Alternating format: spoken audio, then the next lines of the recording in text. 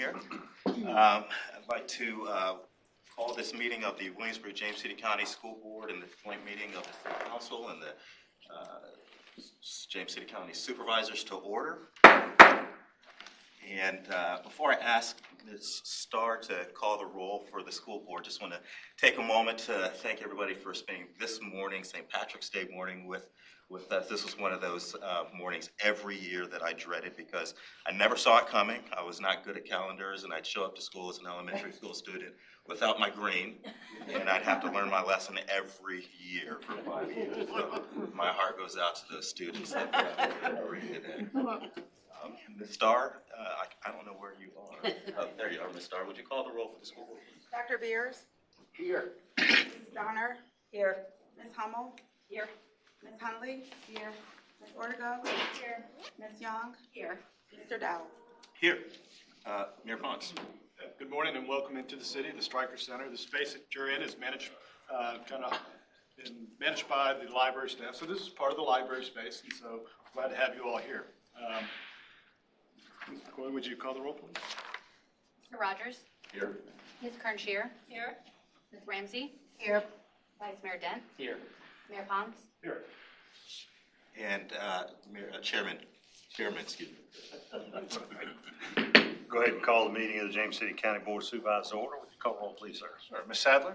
Here. Mr. Eisenhower? Here. Mr. McGlennon? Here. Ms. Larson? Here. Mr. Hipple? Here. All present. Awesome. Thank you, gentlemen.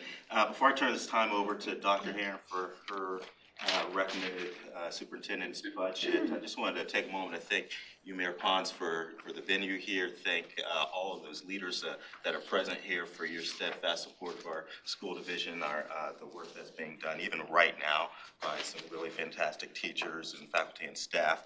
I want to thank members of the community that are here, your constant and fervent engagement. It doesn't go without notice.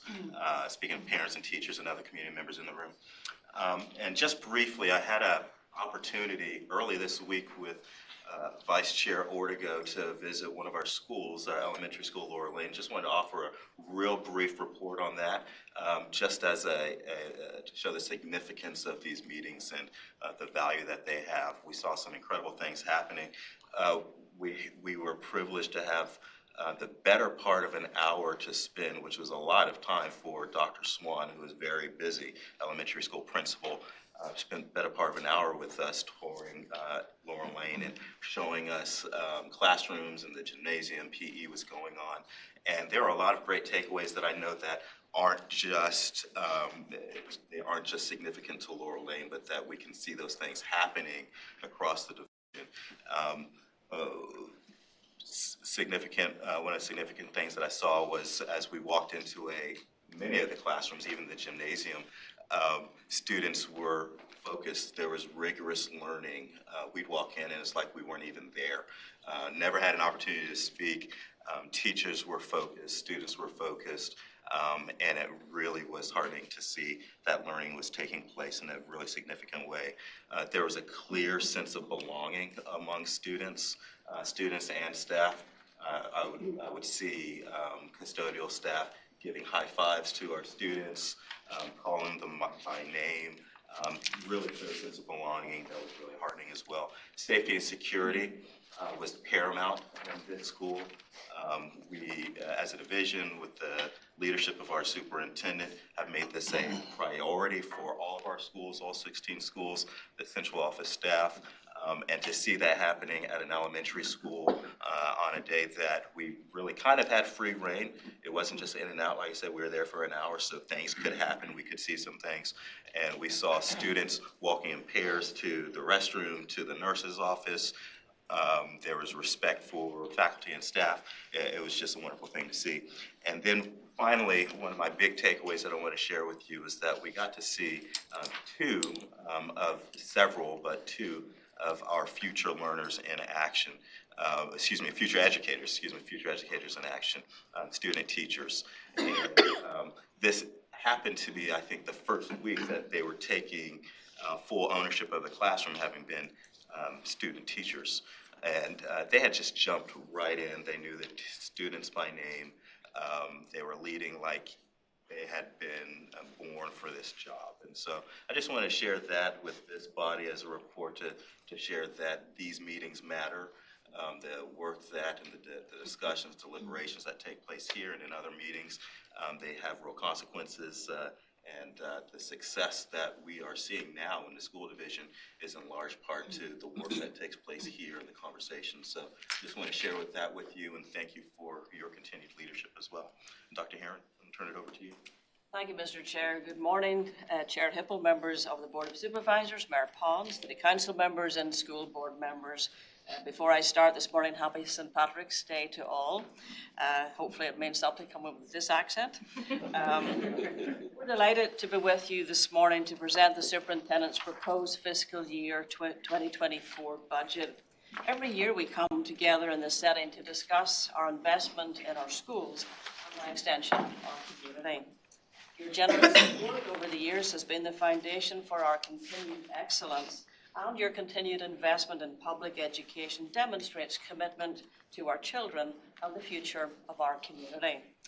In our presentation today, you will see the largest funding request that has been brought before our funding partners in recent memory. This proposal comes to you after several months of working to present the minimum necessary investment to ensure we can sustain the current level of instructional programming and operations. For illustrative purposes, our calculations initially would have resulted in a request of $16 million from the localities. We've spent many months reviewing data, looking at every dollar to bring you today a pivotal budget of need. Ms. Ewan will reference some of the reductions already made in her presentation this morning. The fiscal year 24 proposed budget is aligned with the goals of the strategic plan, Elevate Beyond Excellence, and prioritizes teaching and learning, safety and security, and employee compensation. As you know, our greatest resource is in WJCC schools is our people. Therefore, our number one priority is retaining our excellent, dedicated employees and attracting new employees to the school division. Teachers, administrators, support employees all contribute to a positive environment that makes it possible for every student to learn. Over the last 2 years, we have worked together to begin to restore the level of compensation for our staff to remain competitive with our neighbours. To continue this work, the largest proposed increase in this budget is $10.9 million for salaries. We are to attract and retain the best employees in a highly competitive market and have our classrooms and other positions fully staffed the first day of school is paramount. As you well know, investment in schools and investment in staff, 81% of whom live right here in our community, is an investment in our community. This is a budget of need, and with full funding, we will be able to meet the essential needs of over 11,300 students and appropriately compensate and maintain our 2,000 employees. Ms. Ewan, Chief Financial Officer, will now join me in presenting the proposed fiscal year 24 budget. Ms. Ewing. Thank you, Dr. Herron. Good morning, everyone. Today, we will be sharing the superintendent's modified proposed budget for fiscal year 2024. This budget is based on Governor Youngkin's proposed amendments to the state budget for 2024. So the state revenue information is likely to change once the General Assembly adopts a final budget. As you know, state code requires the superintendent to prepare a needs-based budget to present to the school board for consideration. This is a data-driven estimate of what is required to provide the highest quality education possible to the children of our community. Considerable work has gone into developing the superintendent's proposed budget, with the process beginning in October until the presentation of the superintendent's proposed budget in February. This fiscal year 24 plan is a balance of meeting established school board priorities related to the strategic plan, Elevate Beyond Excellence, a review of available revenue, and meeting increased student and division needs for the upcoming fiscal year. We are thankful for both the leadership and financial support you have provided to our community and schools, and we look forward to our continued partnership throughout the budget development process. Local Composite Index, or LCI, is the state's measurement of each locality's ability to pay for public education. The formula takes into consideration the changes in property values and taxes, the local income and retail sales, and compares it to that for the entire state. Each locality's index is adjusted to maintain an overall statewide local share of 45% and an overall state share of 55%. Much of our funding is derived from a per pupil cost multiplied by 1 minus the composite index. So the lower the composite index results in more state funding, while a higher composite index would result in less state funding. The LCI is supposed to be an indicator of the wealth of the locality. If it goes up, the locality is deemed to have increased wealth and will be able to provide additional funding to support its programs. The LCI is updated at the start of each biennium, and since our school division serves 2 localities, we have 2 LCIs. The City of Williamsburg's is 0.7217, and James City County's is 0.5331 for the current biennium. This chart shows a comparison of our LCI with surrounding divisions. As you can see, Williamsburg and James City County have the highest LCI of any locality in our region. Unfortunately, that means fewer state dollars for our schools and an increased dependence on our local funding partners. Enrollment is based on our September 30th student count each year. This is a historical look at our enrollment from fiscal year 2015 until now. We had a steady increase in enrollment through fiscal year 2018, then enrollment leveled off for a couple of years at approximately 11,450 prior to the COVID-19 pandemic. We saw a decline in enrollment in fiscal year 21 to 10,858 due to the pandemic, but we've increased for the past 2 years and are now back up to 11,308. Each year, FutureThink prepares a 10-year enrollment projection based on our September 30th enrollment information. These projections include a low, moderate, most likely, and high projection. Next year's projection ranges from a low of 11,224 to a high of 11,537. And for many years, we have used the low projection to develop our operating budget. And since the pandemic, though, we have developed the budget based on our current year enrollment as of September 30th. Enrollment is slowly recovering after the decline due to the pandemic, and we believe the most conservative approach is to budget based on the students that we currently have. Also, as a reminder, these enrollment numbers do not include preschool students, which total 395 each year. Currently, our state revenue is based on Governor Youngkin's proposed amendments to the 2022-2024 biennial budget and is estimated to go up by approximately $5 million. The information presented does account for the budget calculation tool error that school divisions were notified about the end of January. This error meant a reduction in our state revenue of approximately $1.1 million. Governor Youngkin's proposed budget amendments reflect the most recent estimates of sales tax revenue dedicated to public education. The estimates include both the 1% and the 1/8% portion that are appropriated for distribution to school divisions based on school-age population. It is projected that we will see an increase of $1.1 million in fiscal year 24 related to sales tax. Standards of quality, or SOQ funds, have been updated based on the latest actual ADM and fall membership data. Also included is increased funding to expand the grade levels funded to the 4th and 5th grades for reading specialists. Currently, state funding is for 1 reading specialist per 550 students in grades kindergarten through 3rd grade. Incentive programs will see an increase of approximately $4 million. This is primarily due to funding for a 5% compensation supplement effective on July 1st, 2023, as well as a supplemental general fund payment from the state in lieu of the food and hygiene tax. The governor's budget also provides for the state's share of a one-time retention bonus payment for funded SOQ instructional and support positions.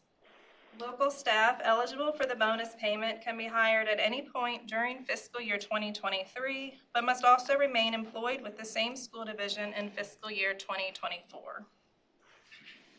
And projected lottery amounts are being used to fund the state's share of various programs such as the Infrastructure and Operations Per Pupil Fund, Early Reading Intervention, K-3 Primary Class Size Reduction, and SOL Algebra Readiness. We are estimating an increase of approximately $80,000 in this area as compared to our fiscal year 23 budget. Overall, we are looking at a total increase in state funding of approximately $5 million, or 8% over our current fiscal year 23 budget. In addition to enrollment data, we use the strategic plan to guide the development of the budget and to ensure the budget supports the needs and goals of the school division, taking into consideration the input of our stakeholders. As we go through the presentation and review expenditure increases, those that are considered mandatory, which is a statutory or contractually obligated expenditure, are notated with an asterisk.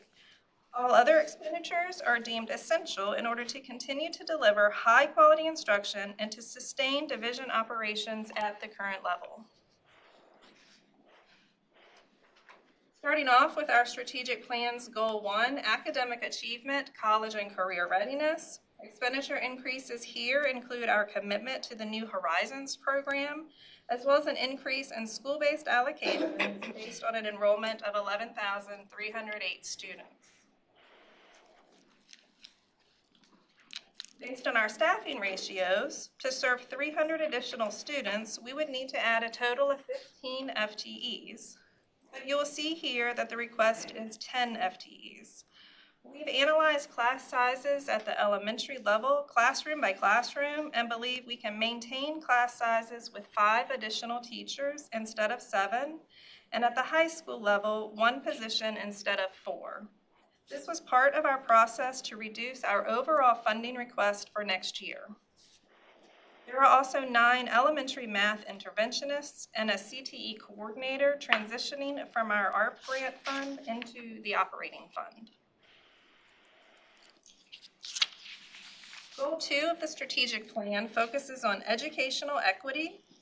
Expenditure increases here are for 3 special education teaching positions transitioning from our federal Title VI-B grant, as well as transitioning the coordinator for student services into the operating fund from our ARP grant, which leads the division's implementation of multi-tier systems of support, or MTSS, across all of our schools.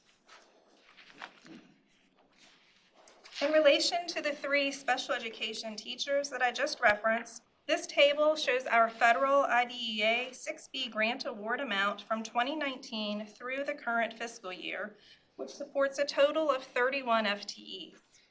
As you can see, the amount of funding really hasn't increased from year to year, yet we provide salary increases and benefit costs increase each year. We have reached the point where these federal grant funds cannot continue to sustain the number of positions that we have in the past. We need to transition 3 teaching positions from 6B grant funds into the operating fund next year. And this graph shows the 5-year history of our special education expenditures and the funding source. The light green area of each column represents the amount of federal funding, which is approximately 10%. The dark blue represents the amount of state funding, which is approximately 20%. And the purple represents the amount of local funding each year, which is approximately 70%. You can see again that our federal funding has essentially stayed flat. And while we are transitioning 3 current positions out of our 6B grant into the operating fund, we actually need additional special education teachers as well as special education aides that we plan to fund through our American Rescue Plan grant. Again, and in an effort to reduce our funding request for fiscal year 24. These positions will likely need to be funded in the operating budget in fiscal year 25. Ms. Bourgeois, Senior Director of Student Services, will now share data related to special education. Good morning. In order to provide context to the special education mandated needs, we'll begin by looking at our special education population trends. The December 1st state reporting document determines the state and federal funding for special education for the next fiscal year. This year's December 1st count showed an increase of 57 students, creating an upward trend as compared to the past 2 years. Our special education caseload requirements are established by the Virginia Standards of Quality. Teacher caseload maximums are determined through a point system, with points assigned based on the specific needs of each student. Looking at this year's data, the number of caseloads that are above SOQ maximum has increased from 8 last year to 12 this year, and the number of caseloads at the maximum has increased from 10 last year to 26 this year. These caseload numbers adjust monthly based on revised IEPs requiring increased services, as well as transfer or newly eligible students. The trend shows these factors will continue to impact caseload capacity for our teachers. With this increased enrollment, special education staffing needs continue to grow. This year, the equivalent of 1 FTE was added to support specific reading programs. In addition, during the course of this year, there's been an increase of 4 paraprofessionals in order to remain in compliance with individual student needs that are IEP mandated or required. At this time, Ms. Ewing will continue with the presentation.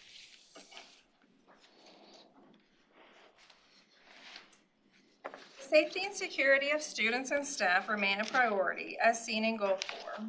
The budget proposal includes 3 school counselors in order to maintain our staffing ratio of 250-1, which is the recommended staffing ratio of the National Association of School Counseling.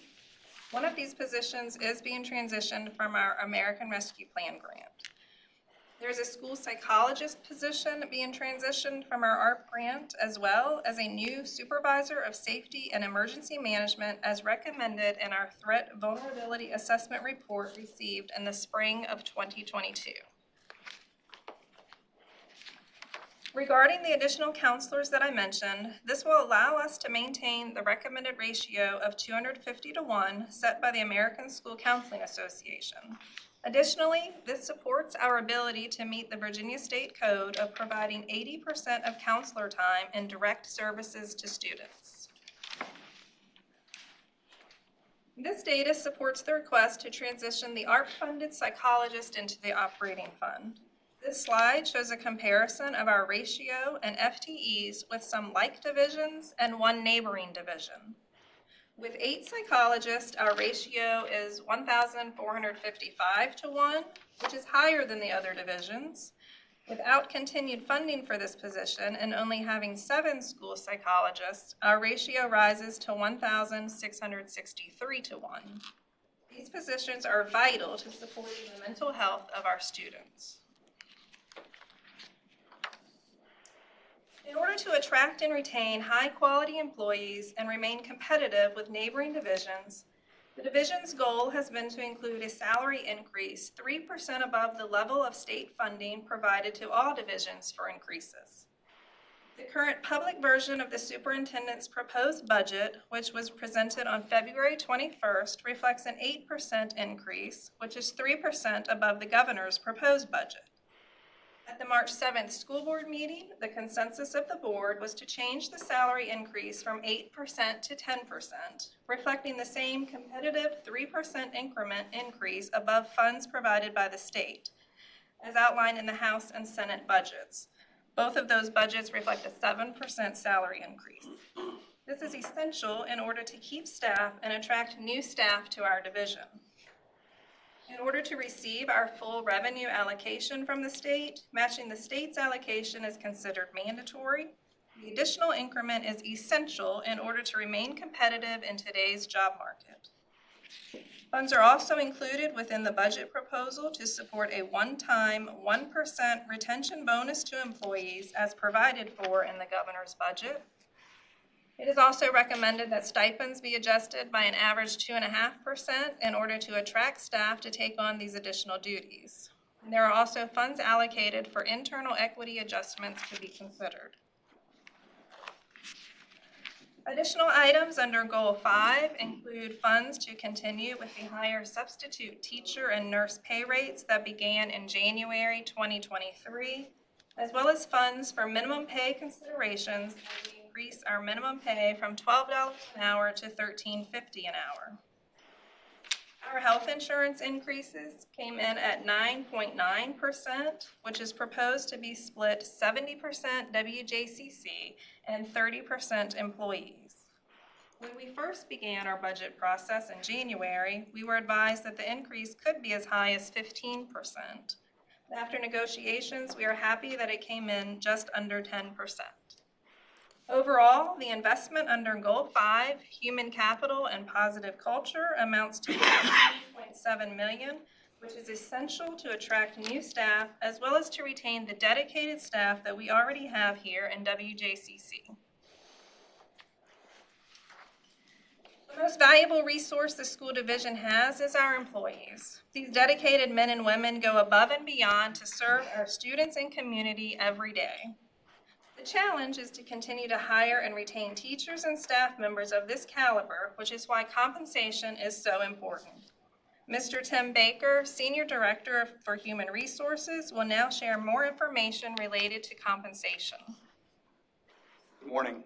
We wanted to begin with the information on the starting salary of our neighboring school divisions for the current bachelor teachers, which is on the left of each grouping with the lighter shade, and then progress to the right to 7% for those beginning teachers. For the WJCC scenario, we show each increasing shade what our salary would become if we were 1%, 2%, or 3% more than our neighboring school divisions. For the current school year, our bachelor's degree entry-level teacher earns $50,000. In this example, those teachers could move to $55,000. As on the previous slide regarding bachelor teachers, this slide shows the impact on the current beginning teachers for master's degree teachers as compared with our neighboring school divisions with the same 1%, 2%, and 3% more than our neighboring school divisions. For the current school year, our master's degree entry-level teacher earns $51,681. In this example, our teachers could move to $56,849. But please know, even with a 3% more increase than Newport News and Hampton, WJCC beginning teachers would still be earning less than Newport News and Hampton. We share these last two slides as a reminder of where we rank with our key competitors as we prepare to hire and retain teachers for the upcoming year. Virginia school divisions are facing substantial challenges recruiting and retaining qualified teachers. Statewide teacher workforce data shows that more teachers are leaving the profession, while fewer teachers are becoming licensed for the first time. The number of newly licensed teachers for the 2021-2020 school year was 15% below the pre-pandemic average. This year has been like no other in recent memory. We are seeing a new trend this year with teachers resigning and retiring during the school year. Our goal was always to be 100% staffed, and traditionally we've hit that mark or come very close. Our exhaustive efforts to add staff mid-year, however, is not currently keeping pace with resignations and retirements. This year, we have seen a net increase in our teacher vacancies each month, with a low of 6 in September, 16 in January, and as of today, that number stands at 10. Since September, we've hired 25 teachers, but we've had 31 resignations and retirements. Generally, teachers resign or retire at the end of the school year. But with this new pattern, hiring season never stops, and it's creating turmoil in our classrooms. Overall, in Virginia, the number of teachers leaving the profession rose substantially in 2021 and 2022. The number of teachers leaving the profession was 12% higher than the pre-pandemic average. The growing gap between individuals leaving and entering the teaching workforce helps explain the increased teacher vacancies. Before the pandemic, there were about 800 vacant teacher positions statewide. This increased substantially to 2,800 vacant positions in October of 2021. More recently, the VDOE collected data from 111 school divisions as of August of 2022, and they found there was 3,300 teaching vacancies across those 111 divisions, a 25% increase from the vacancies reported just a year before. And this trend is happening in WJCC schools. Our yearly turnover trend mirrors the state of Virginia. After declining during the first part of the pandemic, the number of our teachers leaving rose substantially since 2021, 2022, and we are on course for a similar trend this year. We simply must invest in retaining and attracting new talent to WJCC schools. Thank you. Moving on to budgetary expenditures related to Goal 6, organizational efficiency and effectiveness, you will see funding to support anticipated increases in our workers' compensation and general liability insurances, as well as cost increases for our audit and risk management contracts. Specific increases related to operations and transportation under Goal 6 include anticipated increases in our grounds maintenance and storage facility contracts, as well as utilities and fuel, and the transportation contract for our alternative transportation services. In an effort to reduce the funding request next year, I do want to mention that we have reduced the amount for utilities by $200,000, and the request for the fleet management system has been reduced by $79,000 related to one-time expenditures that we plan to fund in the current fiscal year. Also related to Goal 6, organizational efficiency, we have estimated savings of just under $1.5 million as represented on this slide. Attrition savings have been increased from $500,000 to $1 million, again, in an effort to reduce the funding request. This graphic outlines that our focus is right where it should be, instruction. It represents our expenditures by functional area, and instruction makes up 74% of our total budget. In summary, our revenue increase, which is based on the governor's proposed amendments and a small increase in other revenues, is approximately $5.1 million. The expenditure increases after factoring in attrition and other savings amount to approximately $15.7 million, which results in a funding request to the localities of approximately $10.6 million, which is a net increase of 11% over the current fiscal year. Based on the House and Senate budget versions, we could see additional state revenue between $500,000 and $4 million, which would reduce this request. This concludes our formal presentation of the superintendent's modified proposed budget, and we'd be happy to answer any questions that you may have. So I'd like to open it up to, well, first, if I could ask any board members from the school board if there are any comments that you'd like to include before we open it up to questions and discussion. Ms. Donner. So the weight of what we're talking about here today is not lost on me. There are 17 of us who sit in this room who the decisions that we make impact 11,000 students, 2,000 faculty and staff, and over 100,000 people that live in our combined localities. And it's not lost to me as we go through this, looking at a deficit of up to $10 million that is put on us as the localities to be able to fund, and to come in and asking as a school board for what we think is a budget of need for our students and for our faculty and for our communities is really hard. And we are in this position where I believe that all of us are on the same page, that we really care about schools, we care about education, we care about creating a community that's attractive, that attracts folks that are, retirees that want to be here, that attracts young people with their change in work, where you don't have to live in a DC or a New York or a Chicago. You can come to a community like this and have a better quality of life for your kids, for your family. And the schools are such a big, important part of that. The schools attract, a good school system attracts having the professionals that we need, the doctors, the lawyers, the folks that are leading companies, the entrepreneurs, because they can come here and their kids can have a really good education. And so I think we're just in this tough place of how do we create that and look at a huge number. It's a huge number.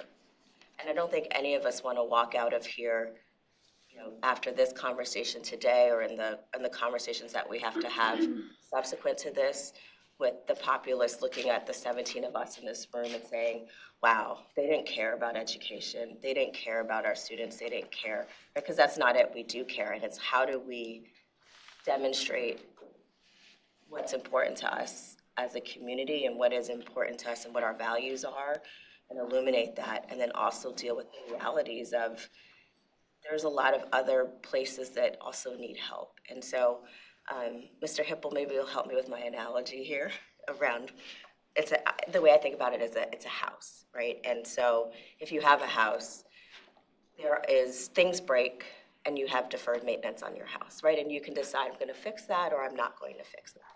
And I think as when I'm looking at these, and I'm the newbie here, but as I'm looking at the numbers and where we are, we have done what we can, and we have I know that the county overfunds what the minimum requirement is, right? We've always done a little bit more, but it's still like major pieces in the house are starting to fail. And so at some point, you go beyond, you defer the maintenance to the point where you could have structural implications to the home.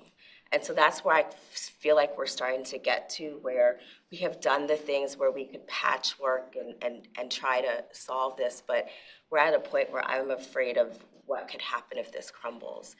And in looking at the teacher vacancies, again, I went to public school K through 12. I never saw a teacher leave mid-year unless someone, had like a baby, right? But they would always come back. And so as I'm sitting in these board meetings and I'm watching every time we go into closed session, this person resigned mid-year, this person resigned mid-year, and it's school counselors, it's teachers. I mean, it's bus drivers, custodians, but it's people that we really need. And so like that to me is such a huge shift and makes me wonder like what's going on and what's happening. And then you see like living in these localities. We're going to share with you some of the testimonies that were shared with us.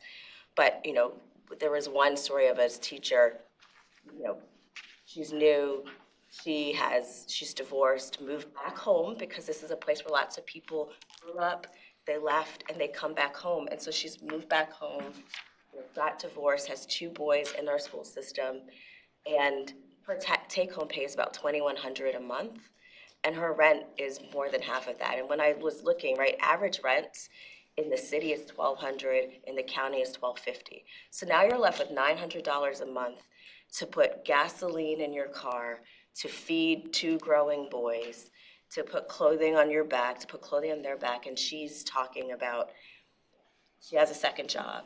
She's talking about getting a 3rd job, and she's gonna probably wait tables this summer to make money to make up the deficits. And so when I think about that and I look at, in our locality, masters prepared, on average, if you have a master's degree, you make about $61,000 a year. In order to do that as a teacher at WJCC, you would have to have a master's degree and work for 20 years just to get to that median.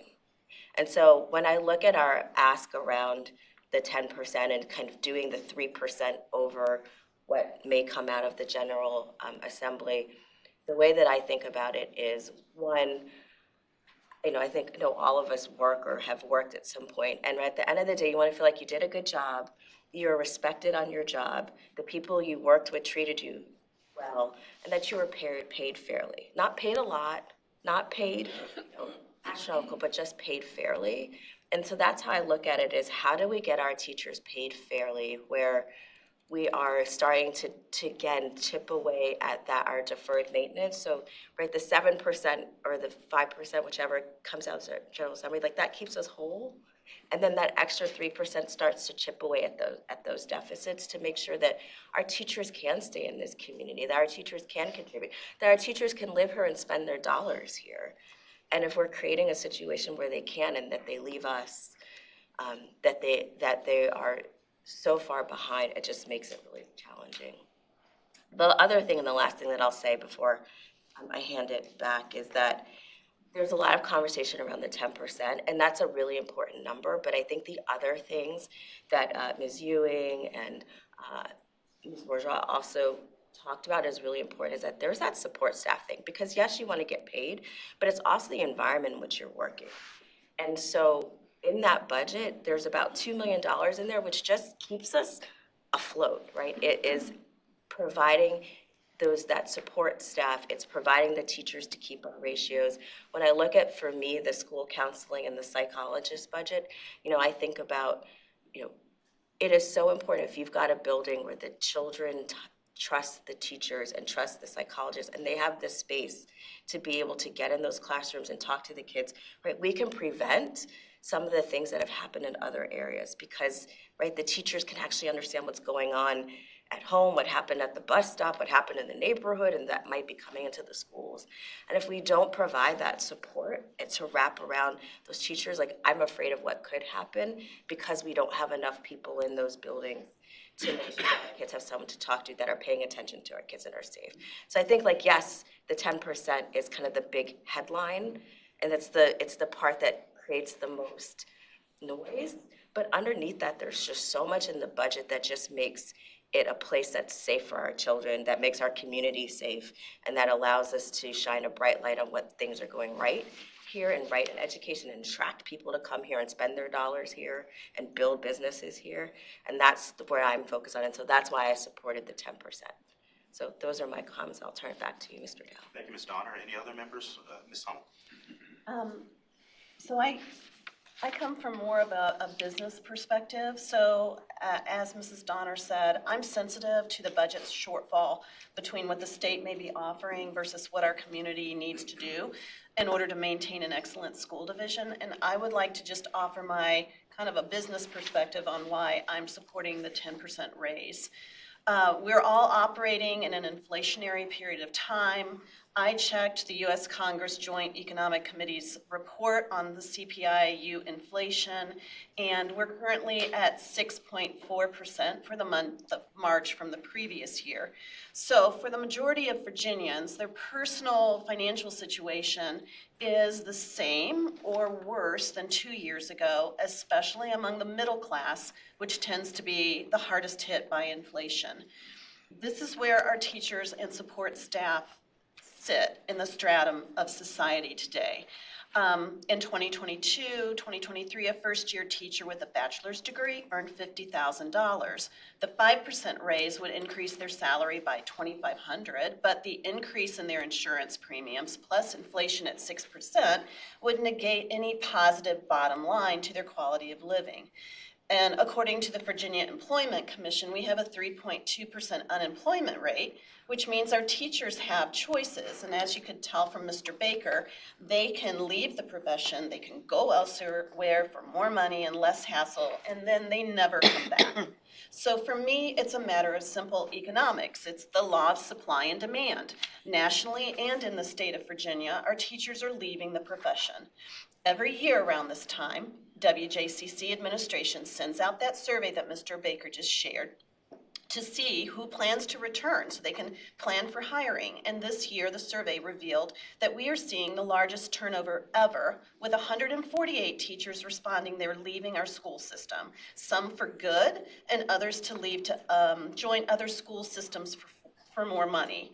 So they are making a choice to leave because for whatever reason, they're not feeling valued by our school system or our community. If we want our teachers to feel valued as a community, we need to put our money where our mouths are. We need to offer more than a 5 to 7% raise provided by the state, which doesn't even keep them whole from the previous year. It certainly doesn't make our community competitive with some of our neighboring school divisions. So for me, supporting this raise is a value proposition. Do we want to live in a community with a solid and thriving school system that will in turn attract and keep businesses and residents in Williamsburg? Do we want to protect our investments in home values? Do we want to educate and produce high-functioning graduates who will in turn be self-sufficient members of society? Do we want graduates who will support our infrastructure and provide the basic services our community needs in order to have a great quality of life in Williamsburg and James City County? So we have difficult choices ahead of us. I would like us to choose the option that provides the best return on investment for our community. So please support our budget of need for the WJCC school system. Thank you. Thank you, Ms. Hummel. Dr. Beers and then Ms. Ortega. Yeah, I think it's really important when you look at those numbers up here to realize that it's critical to not just maintain our number of professional educators, teachers, psychologists, and counselors, but also to increase the number of teachers, counselors, and school psychologists. We're in the midst of a mental health crisis all across the country, not just elementary, middle school, and especially high school. There are psychiatric hospitals around the country that have waiting lists and those institutions are designed exclusively to serve children and adolescents. It is something that is not going to go away immediately. I think it's important to maintain the teachers around. There is a greater need for teachers, for more counselors, for more psychologists to meet this mental health challenge. And one of the ways of meeting it is to provide incentives to stay with us and also to attract other people. We have had mental health issues in this school division. We are not exempt from those kinds of things that other school districts have had to deal with. And I cannot stress too much the real importance of, we just can't maintain status quo. We're going to have to go beyond that in order to serve our students. Dr. Beers, Ms. Ortega, and then Ms. Young. Good morning, everyone. Thank you for your time and for listening to our concerns and our proposal. Like my colleagues, I understand the tension that you are all feeling because teachers are not your only municipal employees. We understand that. In addition, I understand the tension between wanting to meet the very real needs of our teachers and students and exercising the fiscal responsibility that all of us owe to the taxpayers we represent in our various capacities. That being said, teachers, along with other municipal employees, are a bedrock of our community. And they are not just asking for a raise because they want to get more money for doing the same thing they've always done. I just want to highlight, I know my colleagues have touched on it, but teachers today are doing more than just educating. They are actually schools are one of the main administrators, if not the main administrator, of social services that would otherwise fall on other aspects of the county or the city. And so we have to keep that in mind, that we're not just talking about paying teachers more to teach, we're paying teachers and staff more to meet real needs of our community, of our county, and of our city. And this is for better or for worse. Perhaps it's time, looking forward, that we as leaders get together and have a conversation about whether or not the schools should be the main administrators of all the social services they are doing. It's always done out of generosity and genuine care for the students. But this is falling on the backs of teachers and at times at the expense of education. And so that's something that I think altogether, looking forward, we might need to talk about. But for today, we have to face the fact that that is the reality that we're dealing with today, especially post-pandemic. And we need to come up with a way to alleviate some of that pressure. And it's not just money. We all know that. And if you talk to teachers, they'll tell you that. It's not just money. Even 20% raise, there are people that, they're breaking because we are expecting too much out of schools. But for today, I would urge you to help us resolve the shortfall of today and ward off a potential crisis for tomorrow so that it will allow us to gain sure footing to start the next school year in a way that will allow us to truly look at the future, create a school division that will allow teachers and students, and thus our entire community, to truly thrive. Thank you. Ms. Ortega. Ms. Young. Yes. Good morning, everybody. I'm happy to be here and Good morning, Mr. Dan. It was good to have you with us at Berkeley the other day. We're here this morning, we're bringing a big ask to you, and we know that. But many of the years that I've taught school, this is the budget season comes around, and things are, as always, and they always include teacher salaries. And the salaries of teachers are usually determined by this body, or I worked in areas where there was a bond referendum that went out. And as a teacher, sometimes I was asked to go knock on doors or make phone calls to make sure it passed. That's another big ask for a person who's busy with kids. As a board member, I've always found it interesting that we have to come hat in hand. We do not fund our own schools. This is a cap, I'm sorry I didn't have a hat. But we come hat in hand and we ask for your support. And we've been very fortunate. You as our funding partners have been amazing in supporting our schools. And we want to continue that, but this year it's a little bit different. Last year, for example, we gave a 7% raise to our teachers. And I don't know about you, but I was really thrilled about that. I thought that was wonderful. But then just shortly after that, when things started coming to light about what the inflation rate was, I have Social Security. This year I received an 8.7% raise. And at the same time, that was pretty much what the cost of living had increased by. And so those people that were retirees received that, but our teachers didn't. Our teachers were still at the 7%. And if I can remind you, there was a period of time last October, November, gas was $5 a gallon. Many of our teachers, I think approximately 15% of our teachers, live outside of the city and county. They had to drive here. $5 a gallon. Many of the other increases that we're seeing is because that not only was just regular gas $5 a gallon, but I saw, as I drove, I have children I go visit, there are places where diesel was $6 and $7 a gallon, and that's one of the reasons we're seeing the huge inflation in our stores.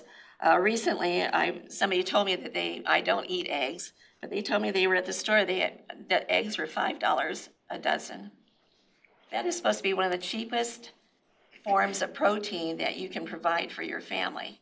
$5 for a dozen of eggs. That's outlandish. $6 for a pound of hamburger. That's a lot of money to ask a family to come up with. We've been fortunate that we have been able to provide for our teachers thus far. But one of the things that I want to point out to you, that many of our teachers are not just working in our schools. They are working part-time in other professions. You heard Ms. Donner talk about a teacher that has another job, and she also works during the summer. Many of our teachers supplement their income by taking after-school activities, working in the athletic area of our schools to get a stipend to help them. And I'm sure that Mrs. Huntley is going to talk about a lot of that. But one of the things that came out this week is we were told about $59,000 is the median salary of our teachers, $59,000. So I went back and I did some research, and I wanted to see what happens if you're a teacher and you're in our school system. How long does it take you to reach that median? Well, I know you know that teachers have to maintain a licensure, but if you decide to not go any further than a bachelor's degree, it takes 21 years to get to the median price of $59,000. If you have a master's degree, it takes 18 years to get to that level. And if you have a master's plus 30, it takes 14 years. I see some of your looks, you're kind of astonished. That's good, because that's not a good statement to make about where our teachers are as far as pay.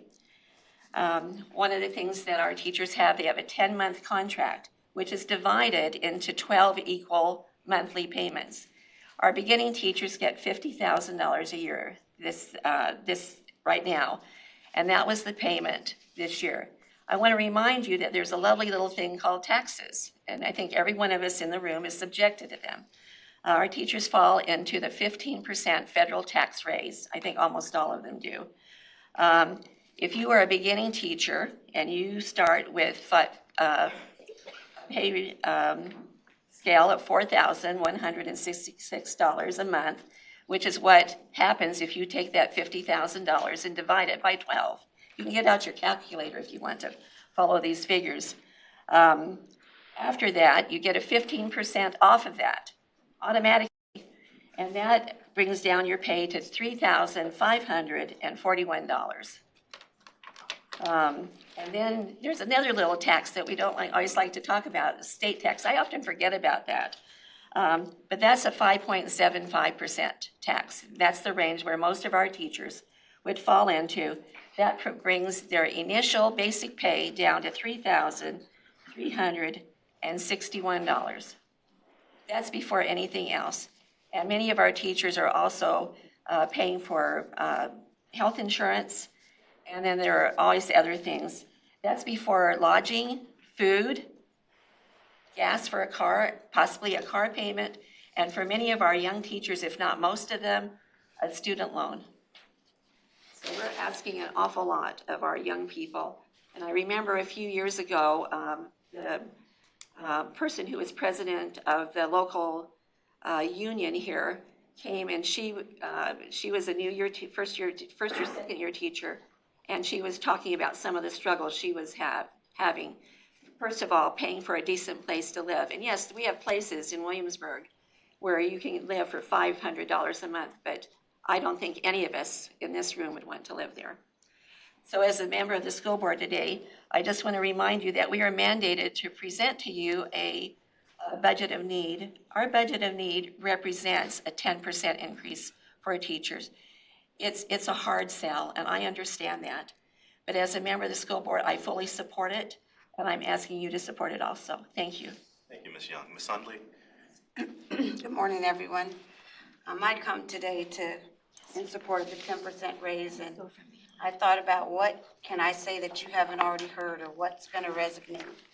And I know that I can tell my story, and I don't know if Mr. McGlinnan, you were on the board 18 years ago for the supervisor, but I was that teacher that brought her 9-month-old on one hip and her 3.5-year-old by the hand, and I begged for a raise for teachers.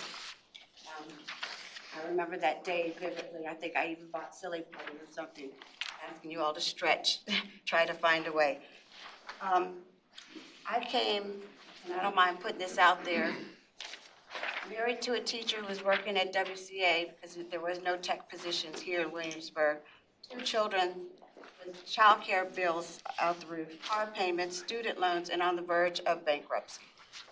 My saving grace was salary scale at the time. You could get your bachelor's. Bachelor's was 15, you got a little raise. Bachelor's 30, little raise. Master's, get another raise. Master's 30.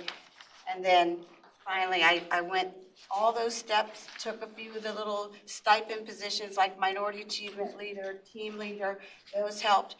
And then instead of doctorate, I went the national board certification range. And then also longevity stipend. That's gone for teachers now.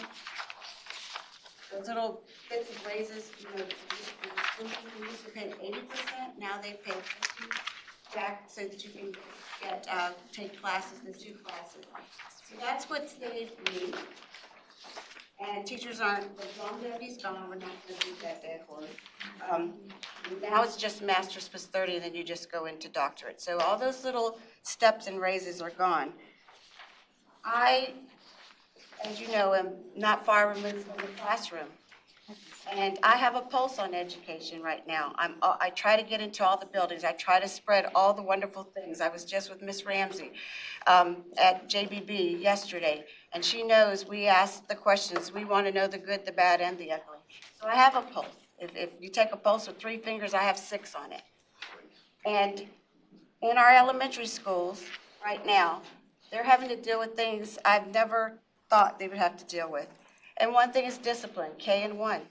And I'm not going to share all of the, I'm not here to share the ugly today. I'm here but our teachers are having to deal with things from the pandemic and other things that sometimes I just can't believe it. I saw these cute little bands on kids, and I thought they were watches, and they're tracking devices for kids that are runners to keep them safe. Right now, there's a group of students that are getting ready to learn about Greece and Rome, and they have to go through all the textbooks because the statue of David is naked in some of them, or he has a fig leaf in others. And you have to let parents know there may be nudity now, and no, we're not gonna, So these are some of the stressors. Let's move to middle school. Man, last night I went there, I didn't want to. I didn't know what a vape looked like, y'all. I didn't know what they're talking about some cartridges have CBD oil, some have this, some have that, some have apps that tell you when to suck it in. Where do you get them? I mean, off the top of my head, there are 5 vape stores. I just drove around, there are 5. I'm sure there are more. One across from a middle school, and we have students that are struggling with that. Again, I'm not gonna get into the ugly. So I'm just praying, like, nothing's gonna get in one of those vapes that a child ODs on, like fentanyl or something. Let's tax those vape stores, that are just popping up everywhere. And then let's move to high school. We have drugs, alcohol, and all kinds of stuff, and fights and discipline there too as well, and cell phones. Oh my goodness, cell phones. That's,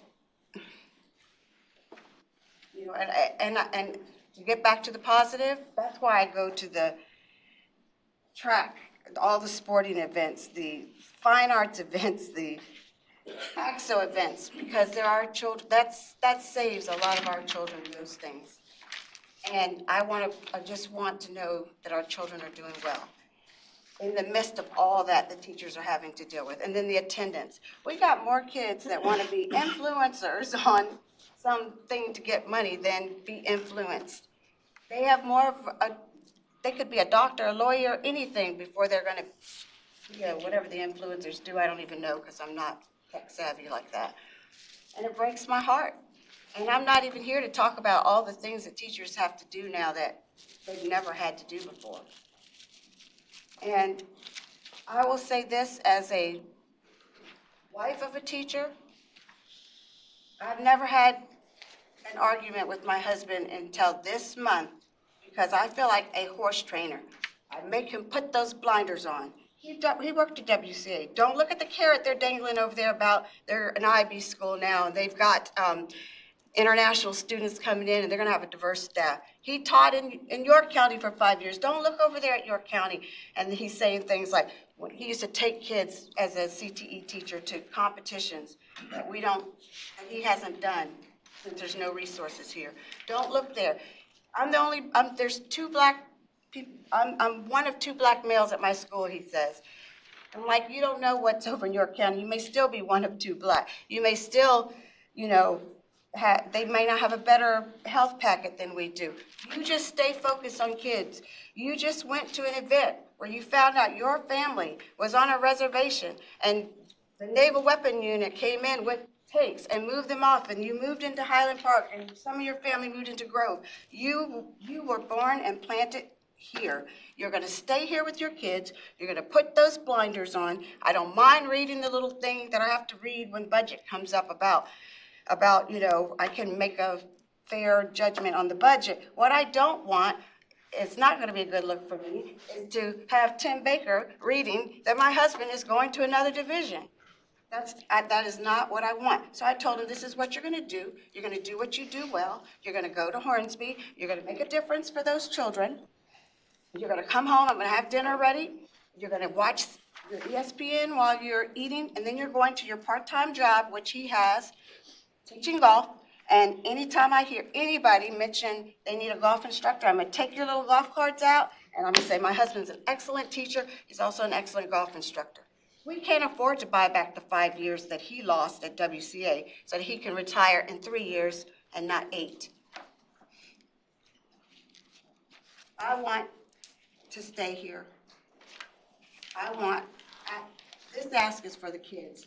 Because if we don't have teachers, y'all, all those wonderful things that I post and we all post on social media, if we don't have teachers, those kids are not going to have, what are we going to do?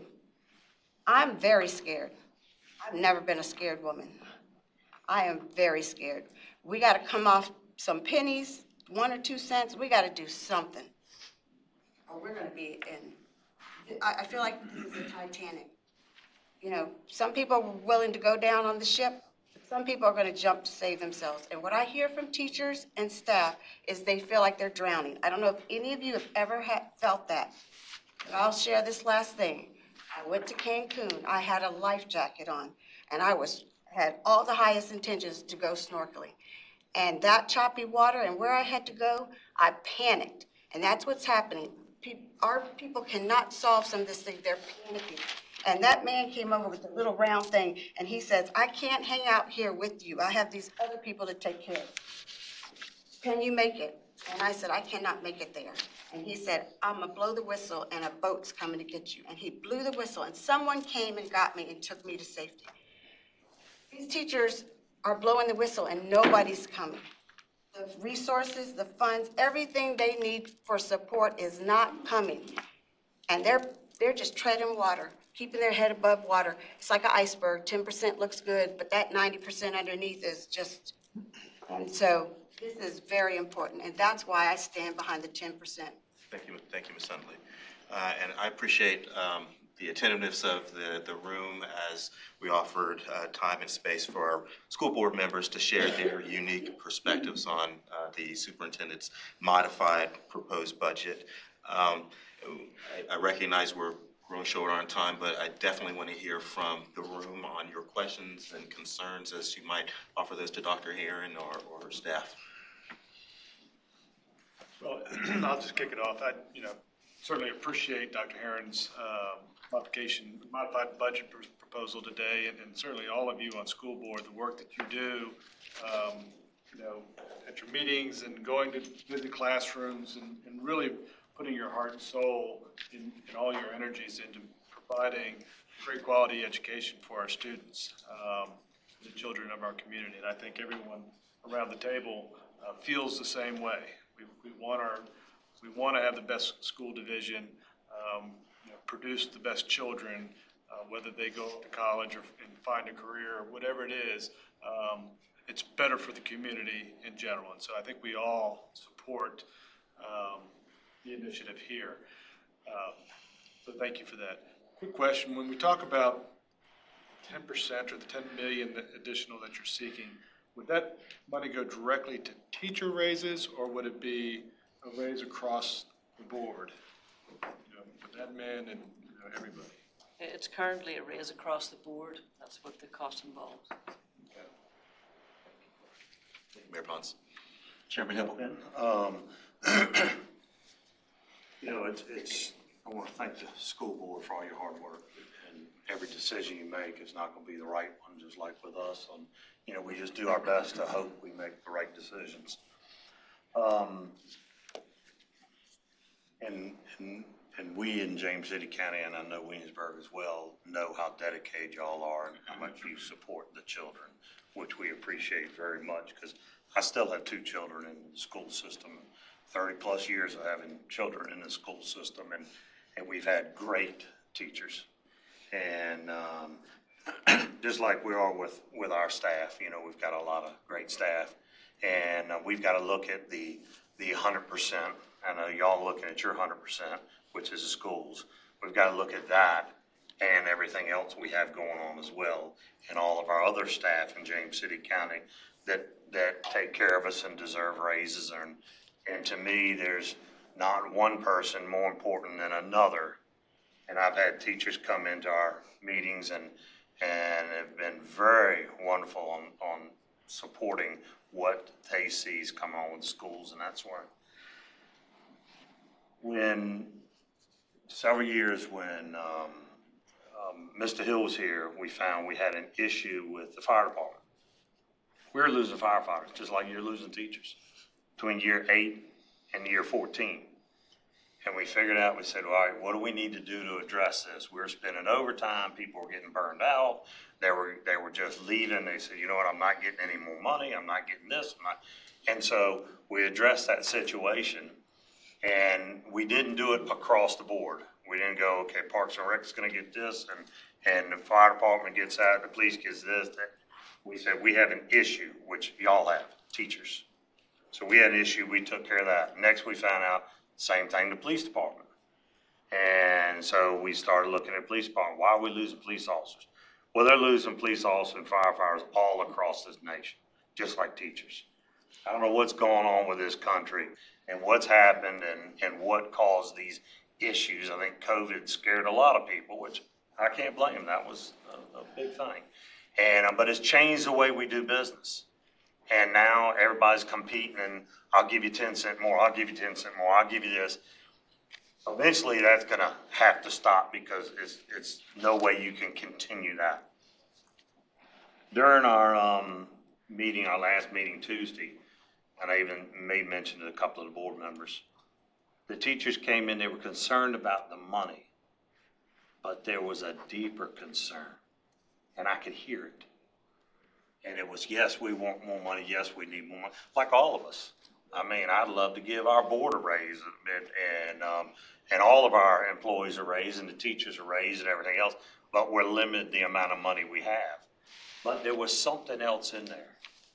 It was, we had several of them say, you know, I'm teaching this class and I get moved over, I got to teach this class, and I moved over, I got to teach this class, and then I've got special needs students that I'm taking care of, and I can't take care of that because I'm being put over here. So there's a deeper issue, I feel, that maybe this board may have to look into deeper.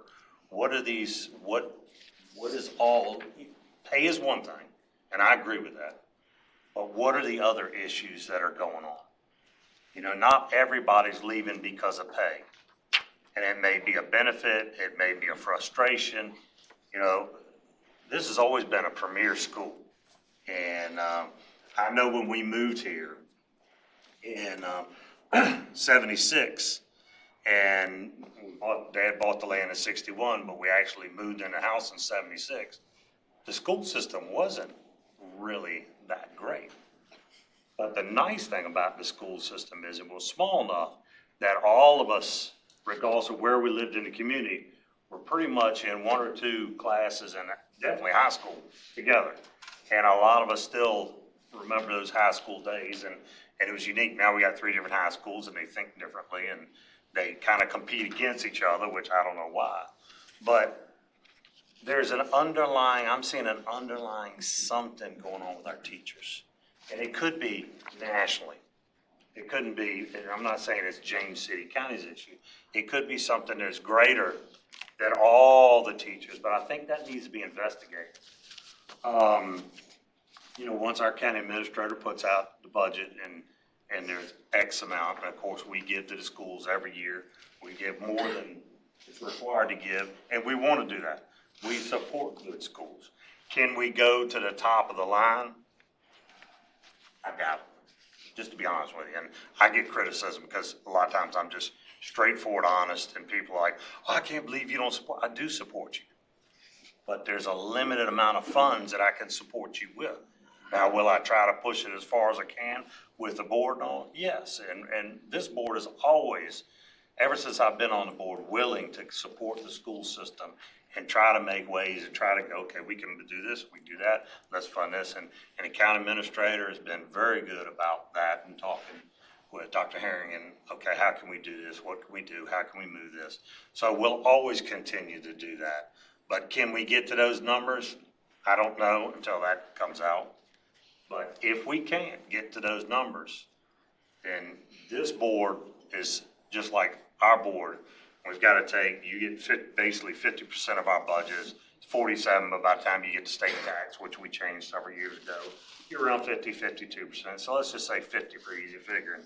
We'll take our 50 on our side and our board will sit down with the county administrator and say, okay, what raises can we do? What can we spend? What can we not? This may end up being, the CIP may have to go out 2 more years so we can do this. And it's going to be the same thing I'll have of this board is when we do have that funds, if this board will meet with your superintendent and go, okay, now we've got to figure out how we can do that. And I know on our board, you may have to push a project back or something to give a raise to the teachers, but we request that with the money we can give you, you put as much into the teacher raises as you possibly can. And I think that would help out a lot. You know, and we'll support you as much as we can, but once we turn that money over, of course, we don't have a say on it, y'all do. and which is the way it should be. Y'all should be able to say what you do and how you spend your money. But we request on our board, and I'm sure the city, that you put as much in the money we can supply you with into teacher raises that you possibly can. Thank you, sir. Thank you, Chairman Hill. And you're absolutely right. There's certainly many other stress points within the division touching teachers, staff, and faculty that we are aware of. You're absolutely right. It's not just wage increases that's going to solve that issue here and now or even in the future. And we're looking at all of it. So absolutely, I appreciate your perspective. Any other comments or questions? I just had a question. Ms. Ewing said that you could possibly get 500 to 4 million. Who is Ms. Ewing? There she is. That's quite a stretch. Wondered if you could expand on that a little bit. Sure. So in the House version of the budget, it would be about $500,000 in additional revenue. Again, it includes a 7% salary increase, and it takes out the 1% retention bonus that I spoke about that's included in the governor's proposal. So the House version really essentially is the 7% salary increase. And then on the Senate version, it's actually a little over $4 million. Again, it's a 7% salary increase, but it also includes elimination of the cap on state funding for support staff. So that's the larger amount that provides that additional state funding. So we're hopeful that they come to a meeting of the minds and we get somewhere in between those. Thank you. That's very helpful. Yeah, I think I'm a bit frustrated, to be honest, because what I'm hearing is you all have to do this when truly you get your budget and you have to allocate it as you see fit. We could, there are some localities in Virginia where Board of Supervisors do allocate per budget line. I don't think, I'm certainly not interested in that, and I'm pretty sure you're not. I know I wouldn't have been if I had been sitting in your spot. So, in fairness to me, I won't even say to us, we're in the second year of a 2-year budget where our county administrator said, a year ago, the increase was going to be 1.4%. I understand we're in unprecedented times for a lot of reasons. But it's a big ask past 1%. And Mr. Stevens has told Dr. Heron we're going to go above that. But we, as Ms. Humble pointed out, where we are from 2 years ago, please know we are looking at the very same thing with our employees. We had a retreat last week where we had department heads that are steel and have been, that were breaking down over the frustration of not being able to retain employees, of training them and then having them leave for the next best thing, somebody offering $1 more an hour. And they're worn out. They're in the same spot. And so we also have stressors of our own that any type of increase that we see, we have to address as well. So it's not wanting, to get pinged with not wanting to support education, I don't feel is really fair, and realizing that life isn't fair because we have, one look at that chart, we can't compare to Newport. Newport News is getting a whole lot more state funding than we are. We give 104% more than we're asked to do, our citizens do. So we do support education. How we go forth is something that we will all have to struggle with. But to put all of the responsibility in our lap, I'm going to put a little bit of that responsibility back on you because, as Mr. Hipple pointed out, we've had to make tough decisions that haven't always gone over when we have had to raise police or fire and not been able to raise everybody, that may be a position that you find yourselves in where you have to make it, do we raise our teachers and we not give the very top and the very bottom as much? That may be something that you have to wrestle with. But that's what we've had to wrestle with as well. I have great empathy. I've sat where you've sat. I know I have friends that are teachers. My kids, my gosh, the education that we got through WJCC, I'm so grateful for. It is obviously not just a local issue, it is a national issue.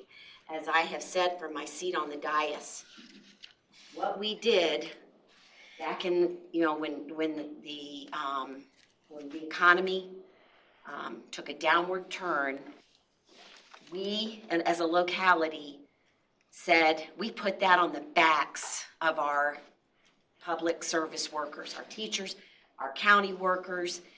We didn't raise taxes. Other localities around us did. We asked them to not take a raise during that time. I think we're seeing the result of that. We ask the same people all the time to take it.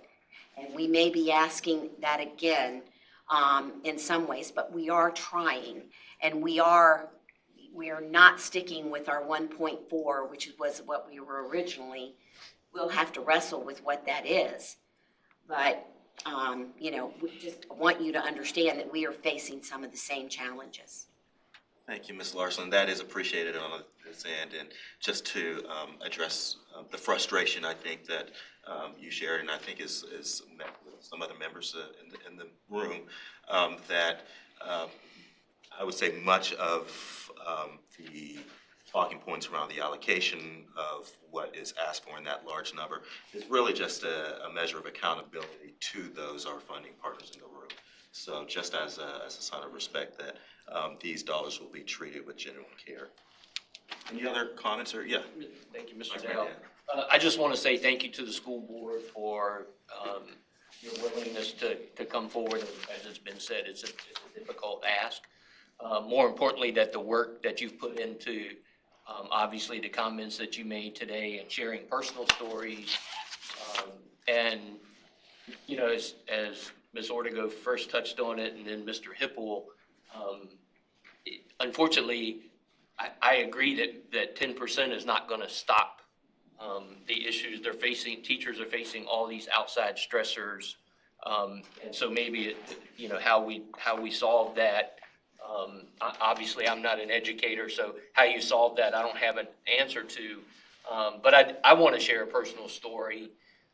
As the father of an educator, not in this school system, she calls mom or dad 3 to 4 times a week on her way home from work to just to vent because of all the stressors that are taking place in the classroom and outside the classroom.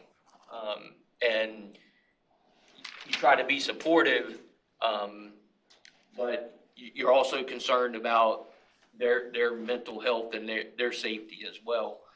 So I have a firsthand experience listening to an educator who's facing all those challenges in the school system today. And I do agree, as Ms. Donner pointed out, a quality educational system is vital to both of our communities. And I certainly support that, and I support our teachers. And I don't think I could deal with the things that they have to deal with. Fortunately, I have positive comments. We had a tour of Berkeley Middle School this week, and very impressed with the things that they're doing, the conduct of the students, how they're helping students that are in need. From hygiene items to clothing, the staff has taken on as a personal challenge to make sure that these kids don't have another reason not to show up for school. So I know their heart and soul is in it. But most of all, just want to say thank you for what you do for the school system and Dr. Heron and her staff, and again, coming forward and making the big ask. Ms. Sadler, and then we'll hear from Ms. McGlinnan. Thank you. I just want to reiterate what my colleagues have been saying, that we appreciate everything that you do for the students. I've not heard not one person say that they didn't support teachers and teachers' assistants and bus drivers. I think we're all saying the same thing. And the question still remains, how do they get compensated and taken care of? We do our best to provide what we can, but as my other colleagues stated, we have other departments who are struggling as well. So we have to look at that as a big picture on how we're going to solve these problems countywide, citywide, across the board. So we have a lot of that we have to take into consideration. But thank you again for everything that you do for our community and for the kids.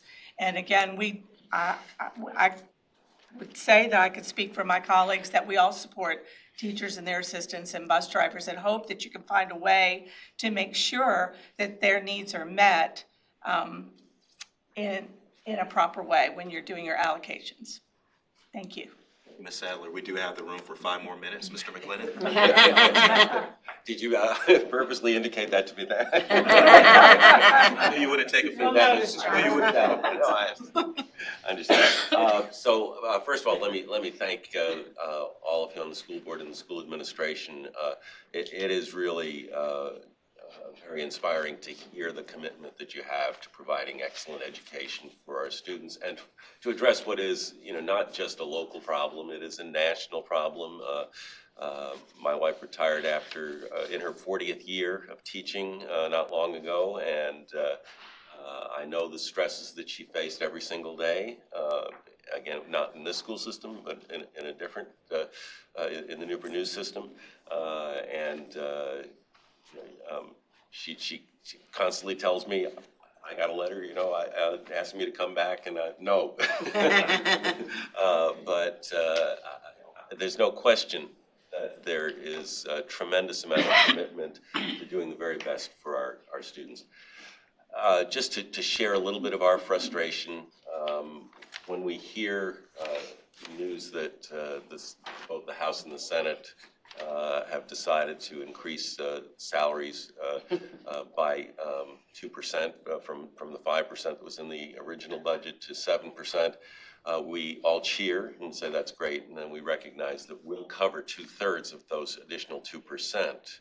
And before we do anything else, we have to find that money to be able to provide the full raise that the state is offering. And I know our legislators are sympathetic to that concern, and they're trying to do what they can. And so I certainly hope that of all the things that are in the proposed budget negotiations right now, that removing that cap from support positions has got to be critically important, because we're paying 100% of the costs of those positions right now. And that's a place where we could really get some state help.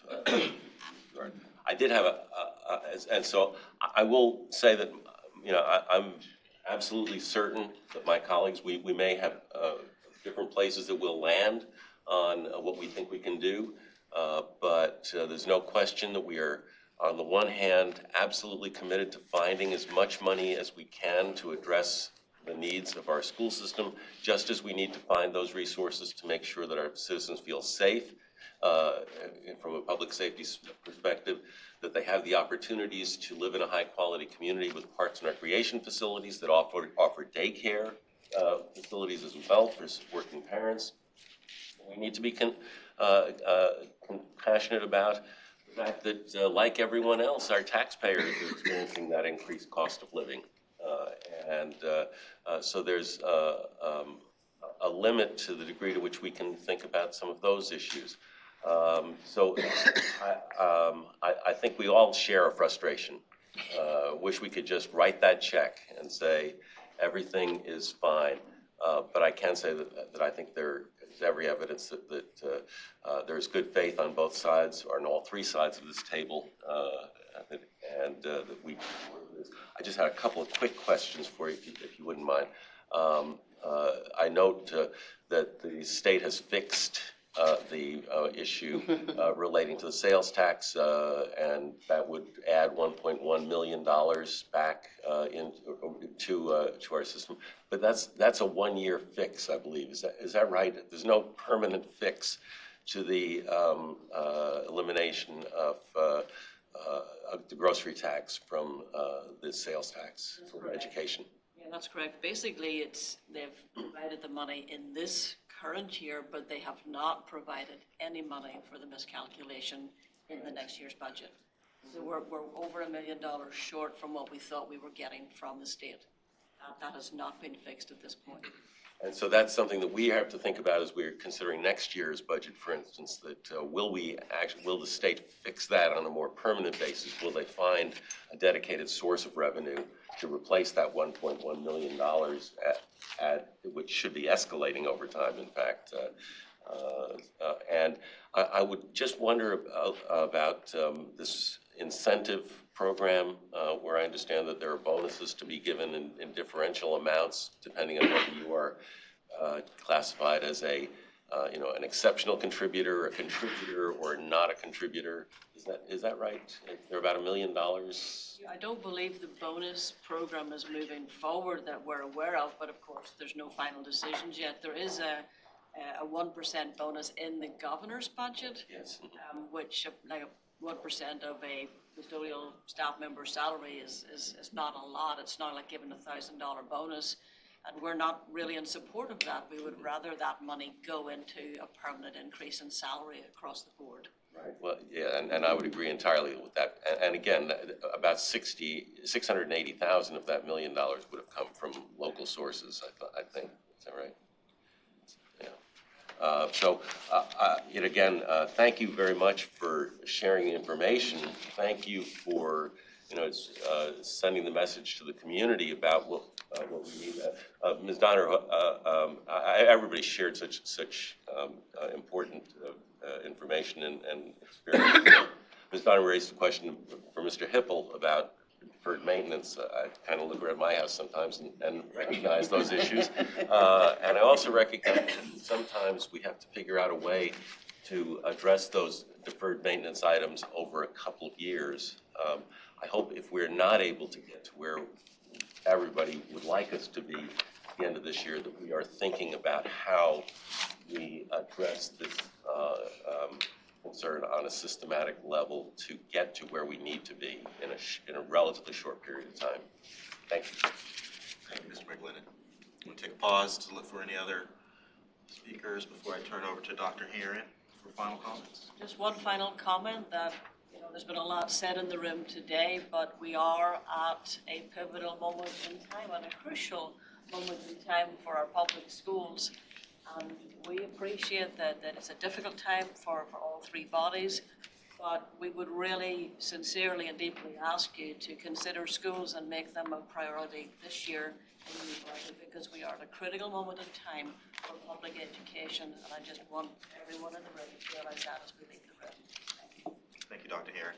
And thank you all for spending your morning here, hearing these discussions, seeing this presentation as you go back to your board meetings and deliberate on how you will support public education as you always have. So thank you so much.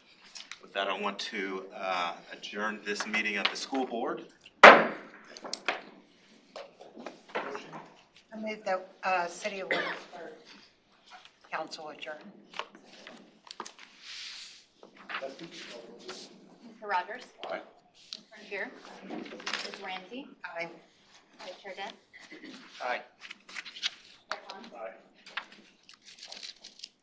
Motion to adjourn? I need a motion to adjourn until 1 p.m. on March 28, 2023 for the business meeting. Moved. Roll call, please.